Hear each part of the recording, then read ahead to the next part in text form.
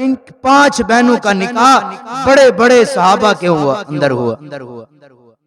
لوگ کہتے ہیں کہ علی اور صدیق کے اندر محبت نہیں تھی، یہ کم محبت ہے۔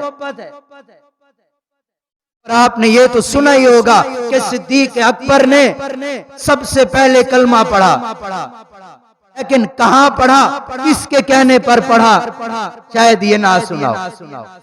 حضور صلی اللہ علیہ وسلم نے سب سے پہلے جو نبوت کا اعلان کیا، فاران کی چوٹی پر کھڑے ہو کر آپ صلی اللہ علیہ وسلم نے تمام قریش کو بلایا اور ان کو کہا کہ لوگو تم مجھے جانتے ہو، میں نے آج تک کوئی جھوٹ نہیں بولا، کوئی غلط کام نہیں کیا۔ تو سب نے تصدیق کی۔ مکہ کے تمام لوگ قریش آپ صلی اللہ علیہ وسلم کو صادق اور امین کہتے تھے۔ انہوں نے کہا کہ ہم تصدیق کرتے ہیں کہ آپ تو سچے ہیں، کبھی آپ نے کوئی جھوٹ نہیں بولا۔ تو حضور صلی اللہ علیہ وسلم نے کہا پھر یقین کر لو کہ میں آج سے تمہارا نبی ہوں، اللہ نے مجھے تمہارا نبی بنا کر بھیجا ہے۔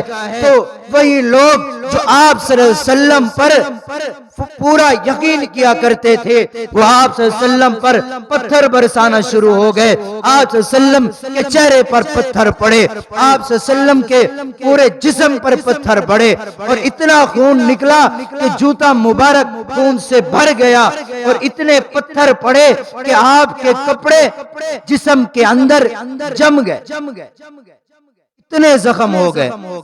اور جب یہ سارا ماجرا ہوا تو اس وقت صدیق اکبر رضی اللہ عنہ یہاں نہیں تھے۔ یہ اسلام لانے سے پہلے مکہ کے بہت بڑے تاجر ہوا کرتے تھے، ان کی کپڑے کی 2 دکانیں ہوا کرتی تھی، مکہ کے بڑے تاجروں میں ان کا شمار ہوا کرتا۔ تو یہ شام گئے ہوئے تھے اپنا سامان اٹھانے کے، کپڑا لینے۔ تو جب یہ واپس آئے کپڑا لے کر، تو جب دوسرے دن یہ بازار میں گئے، بڑے بڑے ویپاری آئے ہوئے تھے، ابو جہل، عتبہ، شیبہ سب بیٹھے تھے، اور بڑے بڑے منافقین بیٹھے ہوئے تھے۔ تو وہاں حضرت خدیجہ رضی اللہ عنہا کا بھانجا حکیم بن حزام بھی بیٹھا تھا۔ حضرت خدیجہ رضی اللہ عنہا کا بھانجا ہے حکیم بن حزام، وہ بھی وہاں بیٹھا ہوا تھا۔ تو بات چیت چل رہی تھی، بڑے بڑے تاجر آئے ہوئے تھے کپڑا لینے کے لیے۔ تو انہوں نے کہا، تو اس حکیم بن حزام نے کہا کہ ابو بکر تجھے پتا ہے کہ کل یہاں کیا ہوا؟ تو انہوں نے کہا مجھے تو پتا نہیں ہے، میں تو یہاں نہیں تھا، کیا ہوا؟